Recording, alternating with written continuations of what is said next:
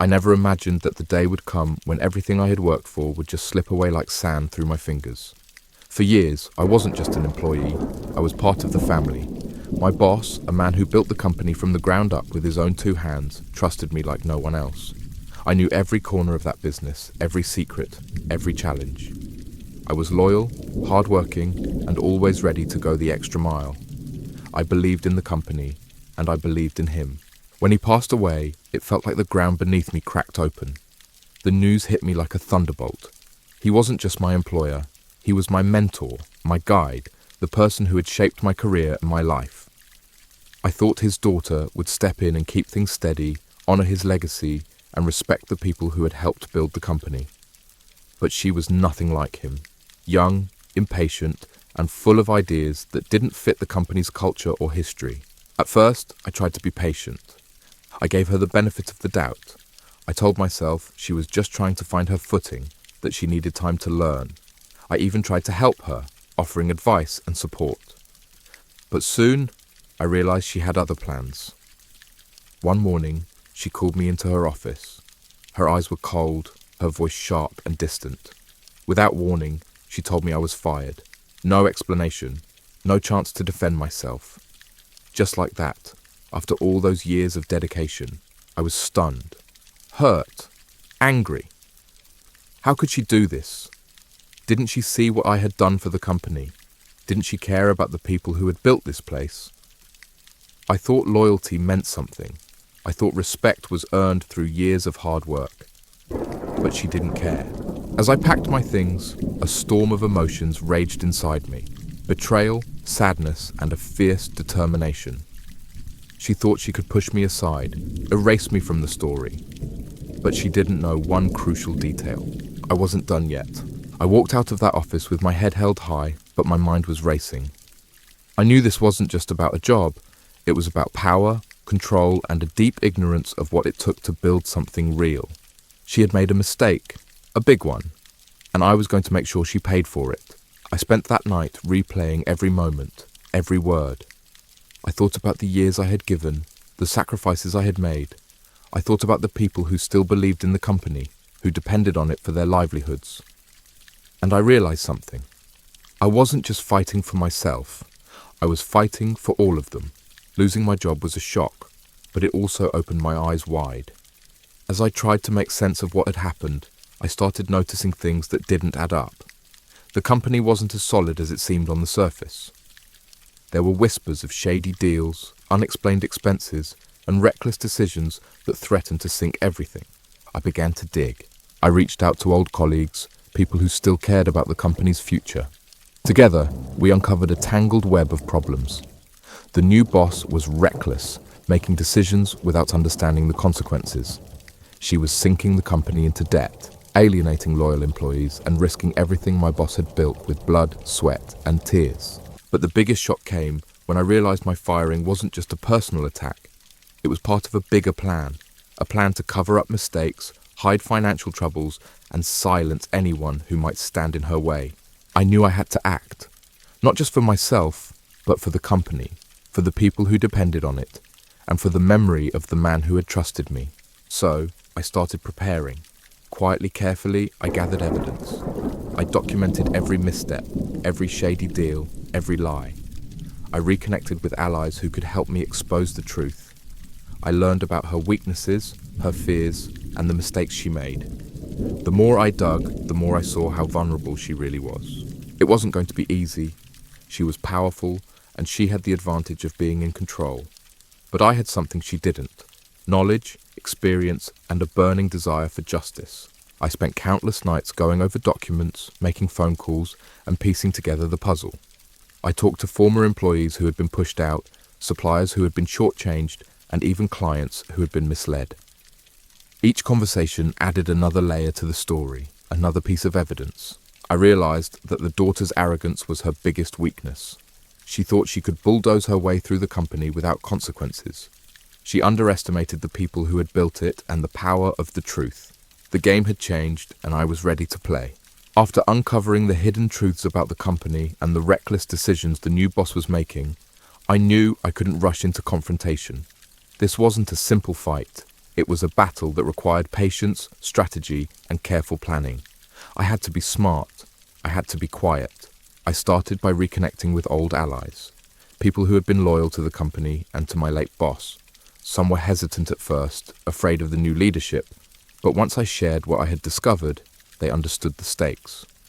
Together, we formed a small but determined group, united by a common goal: to save the company and expose the truth. I spent countless hours gathering evidence, financial records, emails, contracts, anything that could prove the daughter's mismanagement and deceit. I learned to navigate the shadows, moving carefully so as not to alert her. Every step had to be calculated. One wrong move and everything could come crashing down. At the same time, I studied her weaknesses. She was young and inexperienced, but she had a temper and a tendency to act impulsively. She was also desperate to prove herself, which made her vulnerable to mistakes. I paid attention to her habits, her fears, and the people she trusted. This knowledge became my weapon. I also reached out to employees who had been marginalized or mistreated under her leadership. Their stories added weight to the evidence I was collecting. I listened to their frustrations and fears, and I promised them that change was coming. The more I prepared, the more confident I became. I wasn't just fighting for revenge, I was fighting for justice, for the company's future, and for the people who believed in it.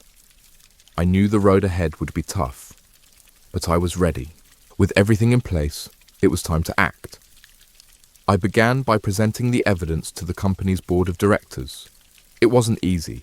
The daughter had allies, and some board members were hesitant to believe the accusations. But the proof was undeniable. The financial mismanagement, the shady deals, the lies, it all painted a clear picture. Slowly the tide began to turn. The board started questioning her decisions, demanding explanations she couldn't provide. Employees who had been silent found their voices, sharing their experiences and concerns. The company's reputation, once solid, began to crack. The daughter tried to fight back. She called meetings, issued threats, and tried to rally support. But she was unprepared for the storm I had unleashed. Her impulsiveness became her downfall. She made mistakes, alienated more people, and lost the trust of those around her. As the pressure mounted, cracks appeared in her leadership. The board voted to remove her from control, and the company began the slow process of healing. I was offered my job back, but more importantly, I had restored the company's integrity. The battle wasn't just about revenge, it was about standing up for what was right, about resilience and truth. And in the end, justice was served. After the board removed her from power, I thought the battle was over. But I quickly learned that the daughter wasn't someone who would give up easily. She was bitter, angry, and desperate to reclaim what she thought was hers. She started making moves behind the scenes, trying to rally support from investors and influential people who still believed in her. I knew I had to stay one step ahead. The company's future depended on it. So I doubled down on my efforts to stabilize the business, rebuild trust with clients, and reassure employees. I worked tirelessly, often late into the night, to repair the damage she had caused. But the real challenge was dealing with her attempts to sabotage the company.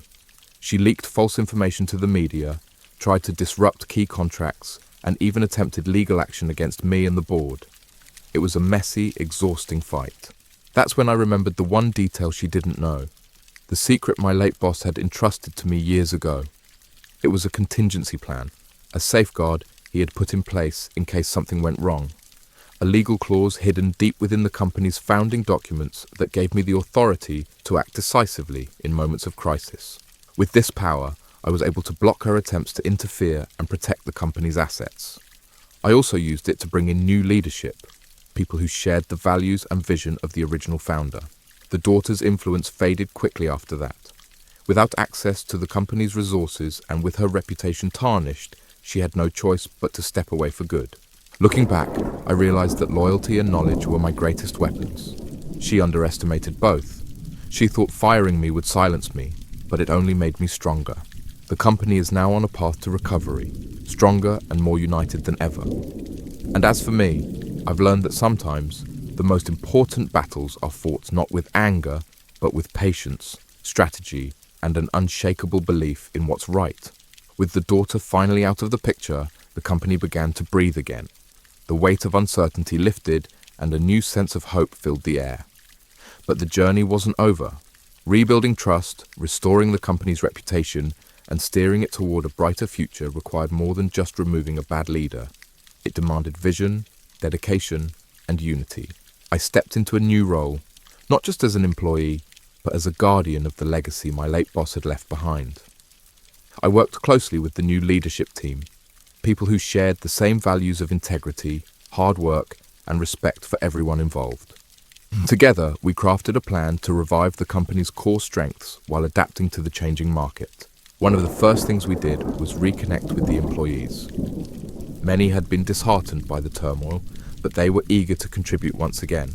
We held open meetings, listened to their concerns, and involved them in decision-making. It was important to rebuild that sense of family and trust that had been lost.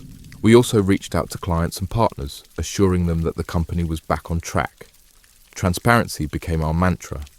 We shared our plans openly and demonstrated our commitment through consistent actions. Slowly but surely, confidence returned. Personally, I felt a deep sense of fulfillment. The fight had been long and hard, but it taught me invaluable lessons about resilience, leadership, and the power of standing up for what's right. I realized that true strength isn't about revenge or power. It's about responsibility and the courage to protect what matters most. Looking ahead, I'm optimistic. The company is stronger, wiser, and more united than ever. And as for me, I'm ready to face whatever challenges come next, knowing that with patience, strategy, and heart, even the toughest battles can lead to new beginnings. With the company stabilized and the daughter's influence completely removed, life slowly returned to normal. But normal didn't mean forgetting. The scars of betrayal and the lessons learned stayed with me. I often reflected on how fragile trust can be and how important it is to protect what you believe in. The employees, once fearful and uncertain, now worked with renewed passion. The clients returned, reassured by the transparency and integrity we restored. The company's reputation, once tarnished, began to shine again. It was a testament to what can be achieved when people come together with a shared purpose. I also took time to reconnect with my own values. The fight had been about more than just revenge. It was about justice, loyalty, and standing up for what's right.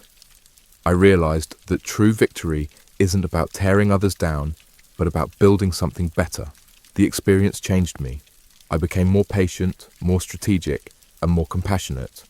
I understood that leadership is not about power, but about responsibility. And I vowed to carry those lessons forward, no matter what challenges lay ahead. As the company moved into a new era, I found myself looking ahead with hope and determination. The legacy of my late boss was safe, and the company was on a path to growth and innovation. But more importantly, the people who made the company what it was, the employees, the clients, the partners, were valued and respected. I continued to work hard, not just for the company, but for the community it served. I mentored younger employees, sharing the lessons I had learned. I encouraged open communication and fostered a culture of trust and collaboration. The daughter's story became a cautionary tale, a reminder of what can happen when arrogance and impatience replace respect and wisdom. But it also became a story of resilience, justice, and the power of standing up for what's right. Looking back, I'm proud of how far we've come. The journey was difficult, but it made us stronger. And as I look to the future, I know that with integrity, patience, and courage, we can face whatever comes next.